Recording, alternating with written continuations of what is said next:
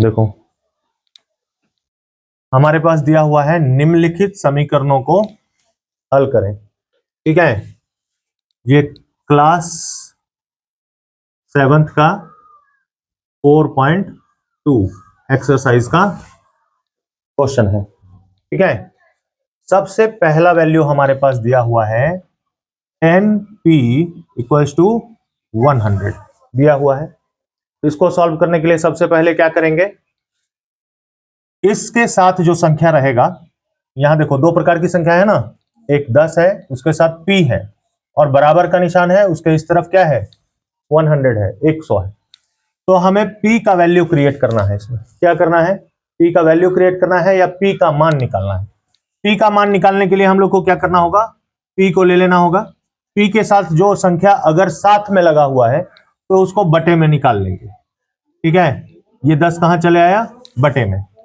P का एक मान आया, देखो जीरो के साथ जीरो कटा दिए, ऊपर नीचे बच गया क्या, P बराबर 10। ये हो गया इसका आंसर। आया समझ में। दूसरा इक्वेशन में देखो क्या दिया हुआ है, 10P प्लस 10 इक्वल्स टू 100। अब देखो इसी समीकरण का दूसरा रूप है, P इसमें लगा हुआ था लेकिन इसमें क्या हुआ, एक संख्या अलग से आ गई कि नहीं। तो सबसे पहले जो संख्या अलग से आई है उसको उठा के उस तरफ लेकर के जाएंगे, 10P को इधर ही छोड़ देंगे। ठीक है, जो प्लस माइनस वाला संख्या रहेगा उसको दूसरी तरफ लेकर के जाएंगे। तो 100 ये इधर प्लस में है, बराबर के निशान के इस तरफ जाकर के क्या हो जाएगा, माइनस। ठीक है, समझ में आ रहा है। अब देखो 100 में से 10 घटाएंगे, इधर कितना बच जाएगा, 90। P का मान निकाल लेंगे, 90 तो इधर है ही, ये 10 जो P के साथ लगा हुआ था उसको कहां चले जाएगा, बटे में। जीरो के साथ जीरो कैंसिल हो गया, P का मान कितना निकल गया, 9। ठीक है, अब तीसरा देखो, तीसरा नंबर में हमारे पास क्या दिया हुआ है, P बटे 4 बराबर 5, P बाय 4 इक्वल टू 5। इसमें P का वैल्यू कैसे क्रिएट करेंगे, ये जो 4 है ये इस तरफ जाकर के मल्टीप्लाई, देखो यहां तो संख्या इसके साथ में लगी हुई थी तो उसको हम लोग बटे में लेकर के जा रहे थे, लेकिन यहां संख्या पहले ही बटे में दिया हुआ है। तो अगर कोई संख्या नीचे बटे में है तो ये बराबर के निशान के उस तरफ जाकर के क्या हो जाता है, गुना में हो जाता है। किसमें हो जाता है, गुना में। तो P का मान निकालने के लिए 5 इधर दिया हुआ है, ये इस तरफ जाकर के किसमें हो जाएगा, गुना में। तो P का मान कितना निकल गया, 20। ठीक है, इसका आंसर ये हो गया। चौथा नंबर देखो, चौथा नंबर में हमारे पास दिया हुआ है -P बटे 3 बराबर 5। ठीक है, अब इसमें -P दिया हुआ है, क्या दिया हुआ है, -P। तो -P के लिए हम लोग क्या कर सकते हैं, कुछ तो करना होगा। आखिर -P जो दिया हुआ है तो -P का कुछ ना कुछ तो वैल्यू निकलेगा या कुछ ना कुछ तो उसका हिसाब किताब होगा। तो क्या हो सकता है, बता सकते हो। सबसे पहले वही करेंगे हम लोग, ये 3 को इधर ले जाकर के गुना करेंगे, -P बराबर 5 गुना 3। तो -P बराबर 5 गुना 3 कितना हो जाएगा, 15। ठीक है, अब ये माइनस खत्म करने के लिए हम लोग क्या कर सकते हैं, माइनस खत्म करना जरूरी है या नहीं है, जरूरी है।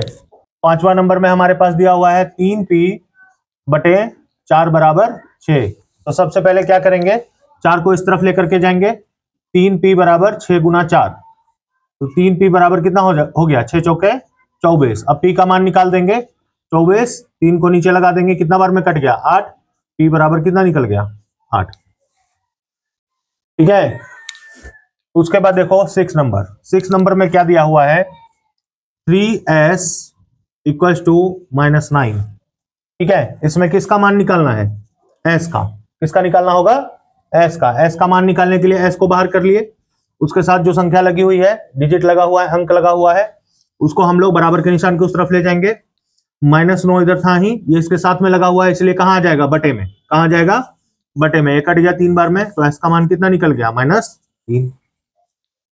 ठीक है, अब देखो नंबर 7, 7 में क्या दिया हुआ है, 3S प्लस 12 बराबर 0। अब यहां पर थोड़ा सा कंफ्यूजिंग हो जाएगा, क्या हो जाएगा, 0 का कोई मान हम लोग मान सकते हैं क्या, 0 का कोई वैल्यू मान सकते हैं, क्योंकि वो किसी संख्या के साथ लगा हुआ नहीं है। ठीक है, अगर वो किसी संख्या के साथ लगा हुआ नहीं रहेगा तो उसका कोई मान हम लोग नहीं मानेंगे। सबसे पहले 3s जो है इसको हम लोग इसी साइड रख लेंगे। 3s बराबर 12 को उठा करके उधर लेकर के जाएंगे, ये प्लस में है, उस तरफ जाकर के क्या हो जाएगा, माइनस में हो जाएगा कि नहीं। अब फिर से उसी प्रकार का क्वेश्चन बन गया हमारे पास। s का मान निकालने के लिए जो उसके साथ संख्या लगी हुई है उसको बटे में सेट कर देंगे। कितना बार में कट गया, 4 बार में। s का वैल्यू कितना निकला, -4। ठीक है ना। अब देखो नंबर 8। नंबर 8 में क्या है, 3s बराबर 0। 3s बराबर 0। अब इस तरफ संख्या ही हमारे पास क्या दिया हुआ है, 0 दिया हुआ है। 0 दिया हुआ है ना। अब इसके साथ तुमको पता है कि s p q या जो भी मतलब दिया रहेगा हम लोगों को, उसके साथ अगर कोई संख्या लगा रहता है या अंक लगा रहता है तो उस अंक को हमें कहां लेकर के जाना है, बटे में लेकर के जाना होता है। तो s का वैल्यू क्रिएट करने के लिए 0/3 हो गया। अब ये भाग में आ गया ना। अगर किसी भी संख्या को अगर हम लोग 0 से भाग देते हैं तो आंसर क्या आएगा, 0 ही आएगा। तो s का मान कितना निकल गया, 0। अब देखो नंबर 9। नंबर 9 में क्या है, 2q बराबर 6। इसमें किसका मान निकालना है, किसका मान निकालना है इसमें q का निकालना है ना। किसका निकालना है, q का। तो q को बाहर कर लिए, उसके साथ लगी हुई संख्या को बटे में बैठा के कटा दिए, तो q का मान कितना निकल गया, 3। ठीक है। उसके बाद नंबर 10। इसमें है 2q - 6 बराबर 0। इस 6 को सबसे पहले उस तरफ लेकर के जाएंगे, तो 2q बराबर प्लस माइनस में उस तरफ जाकर के क्या हो जाएगा, प्लस में। अब q का मान निकाल देंगे, 6/2 कट के कितना हो गया, 3। तो q बराबर 3 हो गया इसका आंसर। 11 नंबर में क्या है, 2q + 6 बराबर 0। इसमें भी q का ही वैल्यू निकालना है, तो उसके लिए क्या करेंगे, ये प्लस वाले 6 को उठा करके उस तरफ लेकर के जाएंगे, तो क्या बन जाएगा, -6 है ना। अब q को बाहर निकाल लेंगे, उसका मान बैठा देंगे, कट गया 3 बार में, तो q बराबर कितना हो गया, -3। ठीक है। अब उसके बाद 12 नंबर में क्या दिया हुआ है, 2q + 6 बराबर 12। यही है ना। इसके लिए सबसे पहले 6 को बराबर के निशान के उस तरफ लेकर के जाना होगा, इधर प्लस में है तो उधर क्या हो जाएगा, माइनस में। अब q का मान निकालेंगे, q बाहर निकाल दिए, 2 को बटे में लेकर के चले गए, कट गया कितने बार में, 3 बार में। q का वैल्यू कितना निकल गया, है समझ में, लिख लो।